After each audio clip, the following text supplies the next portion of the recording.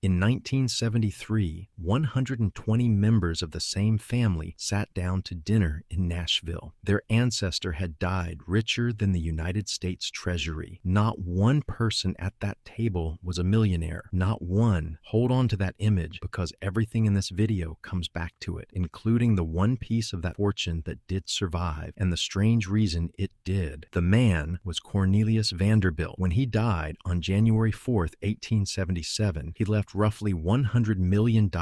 Adjust for inflation and you're near $3 billion today, but inflation undersells it. Measured against the economy he lived in, that one estate was close to 1% of everything America produced in a year. A fortune like that isn't supposed to have an expiration date. It's supposed to be the one problem a family never has again. 96 years later, it was gone. No crash, no fraud, no confiscation. It left the way fortunes aren't supposed to be able to leave, slowly, legally, and without anyone deciding it should. So where did it go? Because the real answer isn't the one most people reach for, and once you see it, you'll recognize it in estates worth $10 million, in estates worth $200,000, and very possibly in your own. Start with the suspect everyone names first: taxes. Clean story, wrong dates. There was no federal estate tax in 1877 and none when Cornelius's son died in 1885. It didn't exist until 1916, and by then the grandchildren had already built the mansions and thrown the parties. Whatever was draining this fortune did its first 40 years of work in a country with no estate tax at all. That doesn't make taxes irrelevant to you. Some states set thresholds far below the federal one. Oregon starts at $1 million,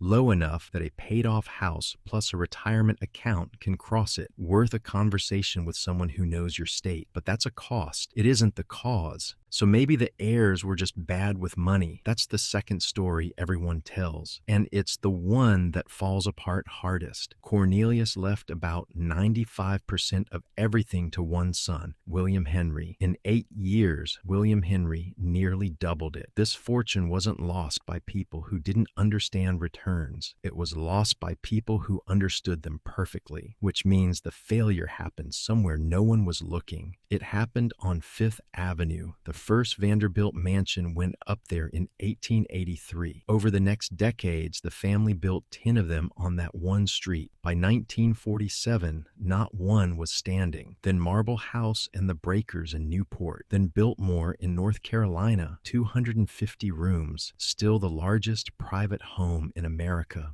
The distinction the family never made fits in 2 sentences. A railroad is a productive asset. It creates cash while you sleep. A palace is a consumption asset. It creates bills, staff, heating, repairs, taxes, and a social obligation to entertain at a level that justifies the building. A house like that isn't finished when construction ends. It's finished when you stop paying for it. So the Vanderbilts didn't just outspend their income. They sold pieces of the machine that made income to buy things that ate income, then sold more of the machine to feed those things. That's not a spending problem. That's a balance sheet turning inside out, and it speeds up as it goes. Underneath it sits one piece of arithmetic. Once it's in your head, you can't unsee it. Any pool of money has 3 numbers that matter: how much there is, what it earns after inflation, and how much gets pulled out to live on. The middle number is where people fool themselves because it's not the return on your statement. It's what's left after inflation takes its cut. Earn 8, lose 3 to rising prices, and you're 5% richer in things you can actually buy. 5% real is a common long-run planning figure for a diversified portfolio. It's not a promise. Returns swing, fees and taxes come off the top, and most major firms project lower going forward than the historical average. But run with 5 for a moment. Take $1.5 million.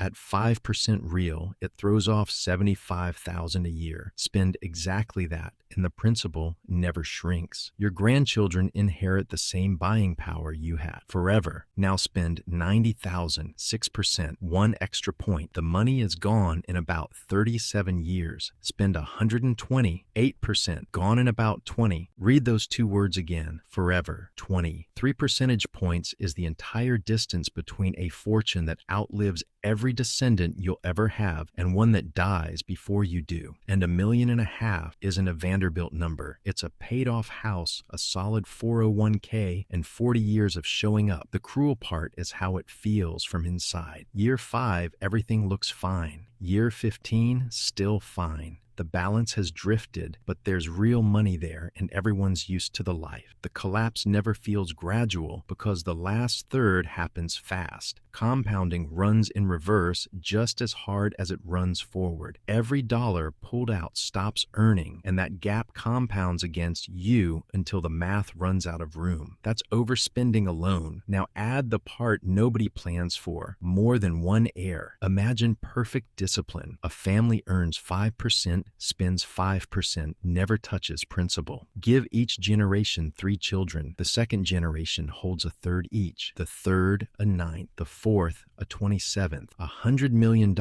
becomes under $4 million per person with flawless behavior. Add a comfortable, reasonable feeling overspend, and 3 generations later, the slices are numbers no one would call a fortune. That's the Vanderbilt outcome with no villain in it. Division plus a little too much, and division does something the math can't show. It multiplies the number of people with an opinion about what the money is for. 3 siblings inherit a business worth $3 million, a third each, clean on paper. One wants to sell, one wants to reinvest. One is in the middle of a divorce and needs cash this year. Nobody's wrong, nobody's greedy. They have different lives. Without rules written in advance, there's usually one ending. The company sells because a sale is the only thing 3 people who disagree can all be forced into. 2 of them lose a business to pay for a divorce that was never theirs. This is where ownership and control come apart, and it's the most useful idea in estate planning that ordinary families never hear about. You can own a share of something without holding the power to blow it up alone.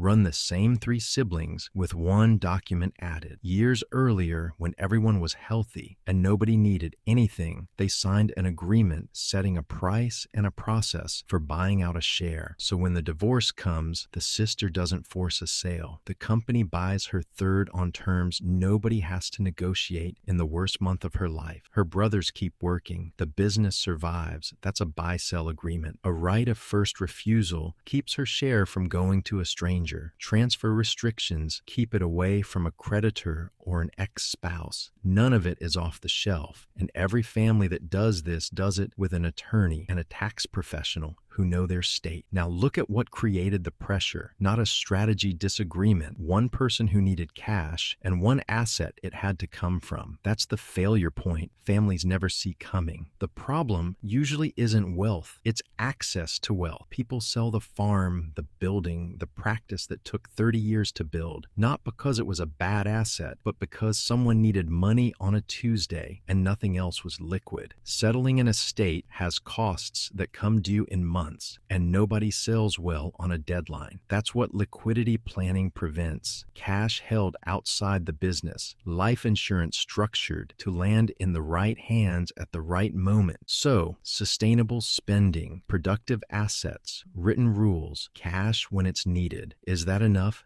No. And this is where the story stops being about money. A consulting firm spent 20 years studying more than 3,000 families who had wealth and then didn't. Their headline gets repeated everywhere. Roughly 70% lose it by the second generation. That's consulting research, not a government data set, and people argue about the figure. But the headline was never the interesting part. The cause was. And the cause is the one thing nobody in this story expected. Before I give it to you, hold on to the 3 siblings because they're about to stop being an example and start being the rule. Only about 3% of the failures traced back to bad financial planning, and roughly 60% came from a breakdown in communication and trust. So the 3 siblings weren't unusual. They were typical. They inherited money without inheriting the operating manual for it. Money can be transferred in an afternoon. Judgment can't be transferred at all. It has to be built, and building it takes years. Think about what an inheritance is from the receiving end. If you didn't watch the capital get made, you have no felt sense of what it cost. You see a balance. You don't see 20 years of reinvested profit. That's not a character flaw. It's a missing experience, which is why teaching money inside a family family was never about allowances. It's about connecting money to decisions with real consequences. A small venture that can actually lose. Saving for something long enough that it hurts. Sitting in the room for the budget conversation instead of hearing about it after. None of this needed $100 million.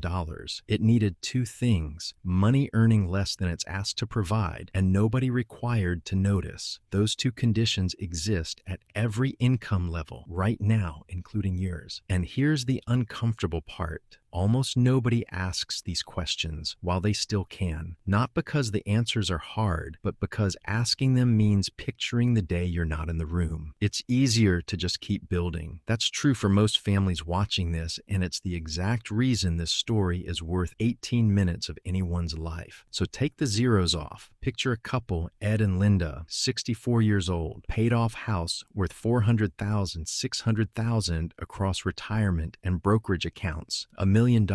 They feel secure, and by most standards they are. But the house doesn't produce a return. It produces property tax, insurance, and a roof every 25 years. Only the $600,000 is working. At 5% real, that's $30,000 a year on top of Social Security. Ed and Linda pull 45, not recklessly, a little more travel while their knees still cooperate, help with a grandkid's tuition, a truck to replace the one with 200,000 miles. Every decision is defensible. Not one feels like the beginning of anything. At $45,000 a year, inflation adjusted, the accounts are empty in about 22 years. Ed is 64. He could easily need 30. Same arithmetic that took down the Vanderbilts. Fewer zeros. And that's only the spending half. The structural questions are still sitting there. Who controls the house if two kids want to sell and one wants to live in it? What if an heir is mid-divorce when the estate settles? Is there cash to cover the costs, or does the house get listed in a hurry? And the quietest one, does anyone besides Ed know how the accounts are invested and why? Because if not, his kids inherit exactly what the Vanderbilt grandchildren inherited: a balance